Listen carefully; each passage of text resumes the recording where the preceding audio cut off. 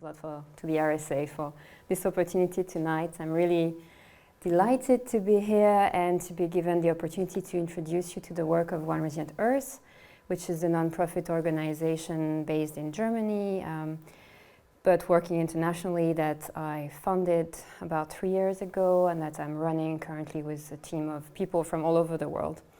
And tonight I will talk to you about our work and our approach to climate resilience, and also show how this approach to climate resilience has materialized in a variety of projects and work streams that we're running, as well as in the Restorying Landscapes in a changing climate project. And let's get started.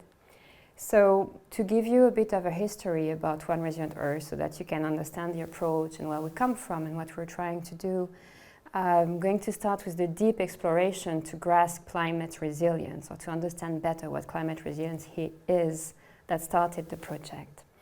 And in case you're not very familiar with the term climate resilience, it's because I'm going to repeat it a number of times. I just wanted to give you a definition from the start. So climate resilience is about adapting to the current impacts of climate change and its associated risks. It's also about avoiding, limiting, and addressing loss and damage resulting from climate change impacts. So the objective of climate resilience is not to reduce greenhouse gas emissions, so that's what's called climate mitigation, but some adaptation actions can actually lead to the reduction of emissions, including when we're working with ecosystem restorations or rewilding. So I've been working actually on climate change for a number of years. You can see me at the end of this podium.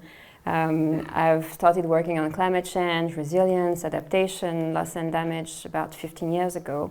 And I had the opportunity to deepen this work when I was working for the UN Climate Change Secretariat, supporting the negotiations on climate change, with the specific focus on adaptation and loss and damage.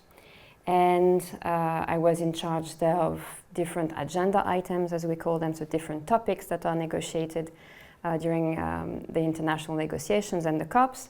And those topics were adaptation, knowledge management, stakeholder engagement. I was also at the beginning of the setting up of the local communities and indigenous peoples platform for the knowledge sharing in relation to climate change, and was part at the end of the loss and damage negotiations. And this was an international space where I learned a lot, both about the benefits and the limitations of the multiple approach to building climate resilience that we have today. And it's also a place where I started asking myself a number of critical questions that I couldn't really let go of. I think the first question was that how come that after 30 years of sharing scientific facts and having those scientific reports put out about the severity and the urgency of climate action, we're still seeing so little action happening on the ground, and finances and resources in general are so lacking in relation to adaptation to climate change. So especially in relation to the impacts that are affecting the most vulnerable and the most marginalized in our societies and worldwide. The second question that I had was really, why are we addressing the climate crisis and the biological diversity crisis separately, especially when it appears that the climate crisis is essentially the symptom and the accelerator of this deeper ecological crisis we're in, and that stems from a vision of the Earth as resources to tap. Which led me to other question, which was how can we start addressing the root causes of the crisis, which have to do with how our minds and our bodies relate to the world, and which is influenced by the millennia of colonization and the history of industrialization and the modern world we're still part of. And the last question that I was asking myself is, we're really in a situation where the times are urgent, and I listened deeply to a quote that Bayo Akomolafe often mentions, which is, the times are urgent, let us slow down. And so a big part of me was wondering, is it not the right time to pause and reflect and take care of our minds and our bodies in communities, including in the community that includes our ecosystems, so as to rethink and address all those critical questions before acting or before reproducing the way we've been acting on this crisis for 30 years. And those were the critical questions that led to the one that was at the start of One Resilient Earth, which is how can we learn and work together towards climate resilience and regeneration? How can it be an inclusive movement? How can it be regenerative? How can it motivate people to act instead of scaring them into action? And this is not a question that we're addressing on our own. I mean, it's a question that we really want to address through conversations and dialogues with a number of, we could call them our beneficiaries, but for us they're more like our allies, our teachers, our co-learners, and they include young people who are young climate advocates and activists. We also work with sustainability professionals, including the artists and creatives. We also work directly with critically impacted communities, and a number of our events and courses are open to climate conscious and climate curious citizens. And it's also a work that we're not doing alone, and we never wanted to do alone, so it's a very collaborative work. And so here I've just put, well, lots of logos, but basically you see that we're working with lots of different partners in universities, research centers, grassroots organizations, and we benefit from support from various foundations and also from European funding to do this work. And the approach that we developed throughout the first year, which was essentially interactions, dialogue, and exchanges, was that we really want to learn together with scientists, artists, and traditional ecological knowledge holders how to become resilient, rebuild communities, and regenerate ecosystems in a world of climate instability and biodiversity loss. And so that's basically our mission. That's what we're doing today. And we do this through multiple and complementary work streams. So I'm just going to give you an overview of the different types of projects we implement, through which we're experimenting and exploring how to learn together to build climate resilience through regeneration. So our first work stream is what we call the resilience nests. So they are virtual and nomadic learning community space for climate resilience. Their purpose is to provide a community space to talk freely about all the impacts of climate change on our lives, as well as to learn about, co-create, and experiment with transformative and regenerative approaches to build resilience. And we do this through art, futures thinking, mindfulness, and collaborative activities in an environment that we try to make as positive and inclusive as we can. And as a result, we've organized climate circles, which are weekly climate circles for climate workers and for youth to support the emotional health of over 120 students and professionals on climate change. We organize live online courses. One is called Futures Literacy and the Arts for Transformative Climate Action, which we are organizing with a fellow actually at Hawkwood, Luz Damhoff, whom we've been working with for lots of years now. We also organized another course recently that's called Flourish, which is for young people, and it's a climate learning journey towards resilience and regeneration. We have another, sorry, I skipped one. We have a deep dive coming up where we're working specifically with festival professionals, so music artists, festival organizers, festival professionals, in exploring the topics of resilience and regeneration. And we really want to work together with this group of people to see how we can turn festivals into catalysts of a deeper socio-ecological transformation, looking at the impacts that festivals can have on people. And we're doing this again in collaboration with climate scientists, eco-psychologists, futures thinking experts, decolonization scholars, regeneration practitioners, and indigenous elders.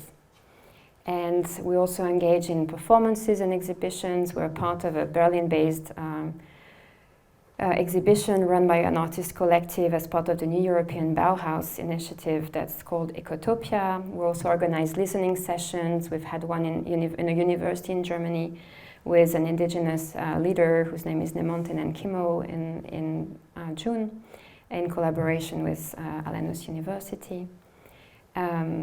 And those are for like the nest activities. Then if we move to the magazine, so we have an online magazine where we share essentially the voices of artists, scientists, community members from around the world with the aim to enrich our imagination, challenge our thinking, and also to inspire regenerative practices and help grow resilience to as many possible futures as possible. Another program is what we call the Tapestry Program for resilient local communities. So this is the program in which we've located Restorying, this project we're working on here. And the objective of this Tapestry Program is to support the long-term transformation of local communities towards resilience by facilitating learning, co-creation, and experimentation with regenerative approaches, and by accompanying changes in individual and collective identities. So it's meant to be long-term programs, and we really hope that the program we're starting today will continue and will not be just a one-off get-together. So this is, in very briefly, the program we're working on today with Sarah and Alicia and all the great artists who are here with us. So Restoring Our Landscapes in a Changing Climate is about supporting co-creation and learning, and in relation to climate resilience and regeneration and the role that the artist can play for that purpose. And our role as One Resilient Earth is to facilitate a learning journey between artists from the Philippines and the UK, and support also the running of this residency, and also to document the process that we've adopted throughout this learning journey and this work together, and draft some guidance document to support other artists who would like to engage with communities to build climate resilience and regeneration locally. And we also have another project to give you examples of other work we do with very different community in a refugee settlement in Uganda, where we're working to build a climate resilience of refugee women and girls in East Africa. And our role at One Resilient Earth is to catalyze resources, to establish and run digital learning hubs for regenerative agriculture in partnership with the Ramwanja Rural Foundation. And we're also working together with them to address the nexus between climate change, displacement, and sexual and gender-based violence with a local Uganda-based organization called Mutera Global Healing. And then our last work stream is called Waves, and it's really about collaboration for transformation. The aim of this work stream is to collaborate with organizations and groups who are committing to supporting transformation, resilience, and regeneration in the way they operate and through the work that they do, or through advocacy, so as to best respond to the climate emergency. So then, through those collaborations, we really work directly with them to co-create programs that would fit their needs and that would advance their objectives. So we had a virtual art science lecture series with a university in Germany called Ecology and the Metamorphosis of Modern Society. We also do trainings. We worked on training with climate activists with the UN and UNFCCC last year, going from climate anxiety to resilience, creativity, and connection. We help with visioning exercises. We had one with young people from Germany, the Netherlands, and Denmark to discuss the future of the Wadden World Heritage Site in September. And we also run those types of public talks just to spread the word about climate resilience and transdisciplinary approaches. And as for our next steps, and I'll stop here, I'm going to leave you with a few questions that we're working on at the moment, and I'd love to hear if you have any thoughts on those, because that's what we're going to organize our work around in the year to come. So one is like, how can we harness more support to build the resilience of individuals, communities, and ecosystems through co-creation and regeneration? The second one, which is a question that's important for us as an organization, is how can we best align our actions with our words when we strive to catalyze a deep socio-ecological transformation? So it's no longer about, lowering your climate emissions a little or recycling, but how do we do it in practice so that we walk the talk? And the last question is like, how can we make the multiple benefits of working with artists and traditional ecological knowledge holders more tangible to all when we talk about climate resilience and regeneration? Because we see them, some of them are very hard to capture, we're working on them, but any feedback or ideas from you would be very welcome. And happy to answer any questions that you may have. Thank you. So